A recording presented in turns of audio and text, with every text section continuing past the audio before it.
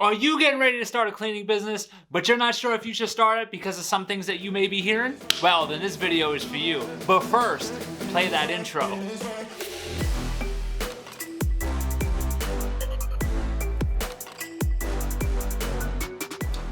What is going on? Welcome back to the channel. If this is your first time here, my name is Mike Mack from the JanitorialEntrepreneur.com, and I help people start, grow, and automate wildly profitable office cleaning businesses. And on this video, I'm gonna give you 4 of the absolute worst myths about this industry that I love so much, and we're gonna separate fact from fiction so you can get the real truth. But before we get into that, if you haven't already, do the channel a big favor, do myself a big favor, hit that subscribe button, turn on the notification bell, because I put out new videos just like this every single Friday, and you're not gonna wanna miss it. Also, if you like the video at the end of it, hit that thumbs up button, all right? So, let's get into this week's video. Okay, so our cleaning business is not the first business we ever started. We started other businesses before, and they had nothing to do with cleaning, you know? They were in completely different spaces all around. And whenever we would tell people we'd start a business and they'd ask, what kind of business did you start? We'd tell them, hey, this is the kind of business we start. And it would always be typically, wow, that's exciting. That's so cool. Good for you. Oh, I hear those are amazing. But the 2 times we would tell people we were starting a cleaning business, it was always the same kind of reaction. It was positive and supportive. It was definitely, oh, I hear those do well. But the second thing is what I'm making myth number 1. Myth number 1, cleaning company owners clean their own accounts. Now, I'm not saying it's the end of the world if you do, but my beef with it is that you will only grow to a certain point. So what I was saying before is when we were telling people about these businesses, it was always like, wow, that sounds awesome. That is really cool. But when we would tell people we own a cleaning business, it would be like, oh, okay, so how much cleaning do you do? Like, so you just go around cleaning places? And it was like, well, yeah, in the beginning, but that's because we're replacing our income. But no, the idea is to create some awesome part-time jobs for people in the area. And it was always a little bit of a stigma that like, you know, it's like, that sounds like an awesome business, but I don't want to clean toilets. It's like, well, then don't start a cleaning business, but you don't have to clean toilets. That's just not, you don't have to. You can actually start your cleaning business and hire people right away. Now, my recommendation, of course, would be if you've never done any type of cleaning before and you wanted to start a cleaning business, it would be in your best interest to maybe roll up your sleeves a little bit in the very beginning just to get a good feel for how long it should take to clean a typical office, a typical school, a typical dealership, a typical medical space, you name it. It doesn't hurt. It helps with your pricing abilities. It helps everything, right? It does not hurt. It's like owning a restaurant and never tasting the food, right? You should know what it's like. You should know what it's like, what it looks like in the kitchen, all right? But just because you know what it's like in a small capacity does not mean you're a professional cleaner. Because no, you're the CEO. You're the janitorial entrepreneur. You can't be cleaning all the time because then you're holding your company back from making the growth that it wants to make, okay? So even though there are absolutely people who do the cleaning, it is an absolute myth to say that if you own a cleaning business, you have to do the cleaning. And myth number 2 is it is near impossible to find great cleaners. Now I'm gonna tell you this right now. That is something I absolutely believe. First company was a franchise in New York City, could not find cleaners. I mean, we found plenty of human beings, but we couldn't find cleaners, right? And then moving to a smaller state, a tiny city relative to New York City, and it was like we were looking for cleaners, and I had this limiting belief of like, oh man, if we couldn't find them there, how would we find them here? Well, let me tell you something. That's all that was. It was just a limiting belief.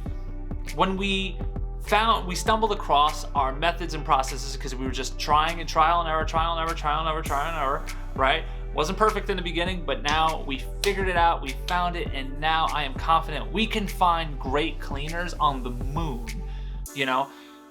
And it was a bit of a paradigm shift. It was a paradigm shift I needed because I would listen to everybody else talking about that. They were like, oh yeah, it's probably great, but you can't find cleaners. That's the crux. Oh, my cousin's uncle owned a cleaning company. They just couldn't find any cleaners. My cousin, do you know what I mean? It's like baloney, homie. Just because you couldn't find cleaners doesn't mean there aren't great people out there.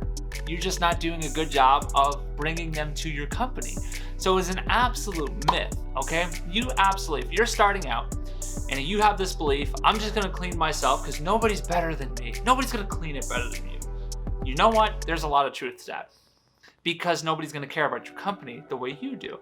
However, you can find some great dynamite human beings who are looking for a cool part-time job that you offer and that love the job and that want to do the job.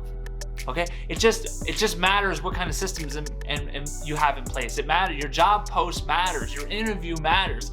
Your requirements matter. It all matters. What you say, what you're speaking to people, it all matters to find the people that are going to be best for your cleaning business.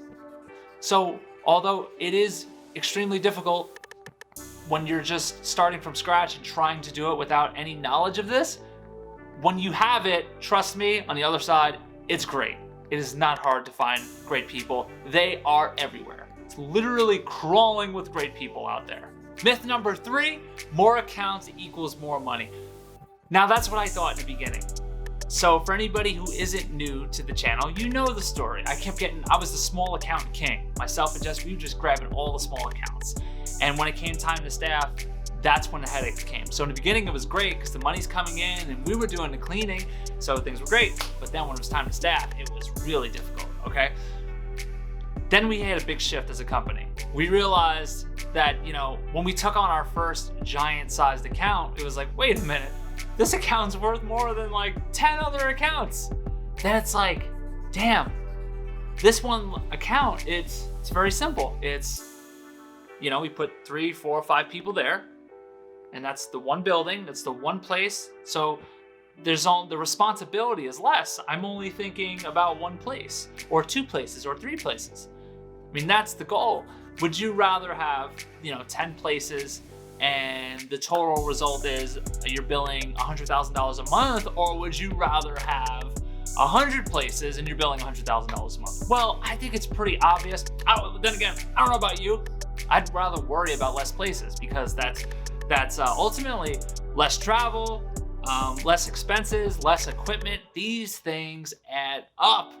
So when you're starting out, it's nothing wrong with grabbing some small accounts in the beginning. I actually highly recommend it to all of our students in the program. It's like, hey, listen, go get your first account. Just get a little small one, something nice office, something so you could feel what it's like. At a micro level, you could just feel what it's like to understand how it is to get paid, understand how to put a proposal together, staff your first account, clean your first account by yourself the first night, just to see like, okay, this is what it takes to get them happy. This is how long it takes, so I know exactly how much to pay our cleaners. All of that absolutely matters, and it's in the very beginning, there's nothing wrong with snatching up these smaller accounts, but at scale, it's very difficult to worry about 100 locations. So better to have less accounts paying more money. I mean, that is the philosophy. You target the bigger locations, and now you're making the same money you would have made with 1/10 of the accounts, okay? So more accounts is not necessarily more money. Myth number 4. That is 4. Myth number 4 is you're constantly waiting on checks. So we first started with the cleaning franchise and we were always waiting on checks. So whenever you start a new account, at least in our franchise, the one we worked with, you would be waiting 60 days for your first check. Now, you're like, how do you pay cleaners that way? Well, I don't know how you do it, but I know what we would have to do ultimately, so we weren't constantly in the red, would be we would have to clean the place for the first 2 months. to then get that payroll in to where we can stay ahead and constantly pay our cleaners. Because I don't know about you, but I couldn't sleep at night if I owed any one of my employees even $1. That's like, I don't want an award or anything. It's just how I'm wired. I don't like it. It just makes me feel uncomfortable. So I'd like to always stay ahead of payroll. When we started our independent company, it was something that we it was really important to us. And we were just like, no, we will absolutely bill ahead. You can bill ahead for marketing services. You could bill ahead for all of these types of different services. Why wouldn't you bill ahead for cleaning services, right? And guess what? I thought it was gonna be a much bigger deal, but guess what? It turned out not being at all.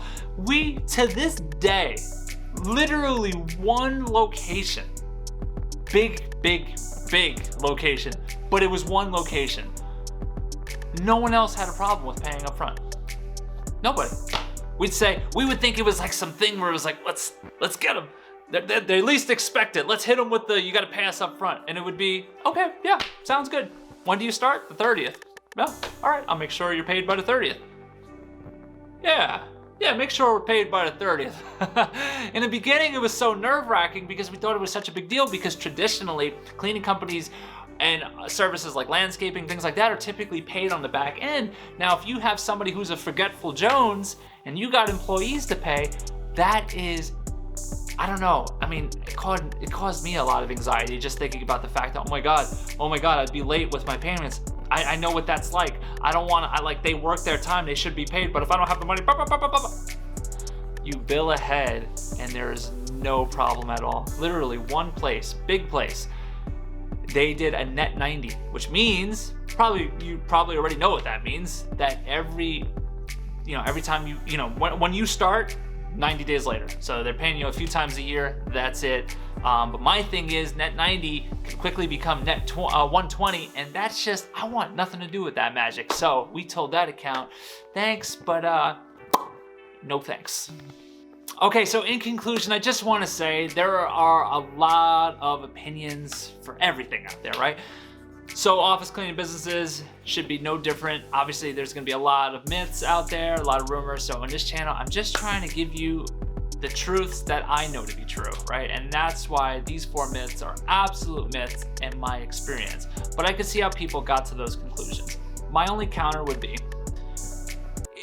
if you strategically plan and you apply the proper systems and processes, you will have a great business. You will have a business that you are proud of. You will have a business that makes you happy, and of course, lines your pockets, okay? You would have a business that you could one day sell. You have a business that you can automate so you can go off and do other things. The flexibility of these types of businesses are incredible. I cannot recommend them enough. That's why I talk about it all the time, because, oh my God, the barrier of entry is so low as well. You don't need to go off to school like 15 years to go, get some type of degree to come do it, okay? Now, there are clearly wrong ways to do it and right ways to do it. I'm living proof. I've done it wrong for a really long time. That part sucks, but the opportunities with these businesses are incredible. So I hope you got value from this video, because I actually had a lot of fun doing them. I really enjoy doing these videos. If there is another thing out there that you've heard about the cleaning business industry and you're curious if it's true, or you just want my opinion on it, leave a comment below and let me know what you've heard. Let me know if there's something you're like, I'm thinking about starting, but I heard about this and I'm not really excited about that. And you know what? I'll let you know if it's true, but I'll also let you know if it's false. So you could leave that comment below. Okay. It is the weekly bonus. Now, I didn't tease this in the beginning because I wanted somebody to go through like, no bonus this week? He said he always comes bearing gifts. How did he not bring the bonus this week? All right, this week's bonus is to let you know that we have 3 spots open in our coaching program for March. And right now, the results are great. You gotta check us out. Check out the Facebook group if you are not already in the Facebook group. But listen, we wanna take 3 people who are committed to grow their income to 6 figures by summertime. If you are committed and you're one of those people, then you know what? In the description, the first link is an opportunity to apply to see if we're a good fit to work with each other. If not, if nothing else, It's a good strategy call to kind of see where your head's at, gauge commitment, and also see if maybe there's some roadblocks in your way. If, like I said, if we're a fit, then we'll let you know what that looks like. But that is it. That is it for this week. I hope you have a tremendous week.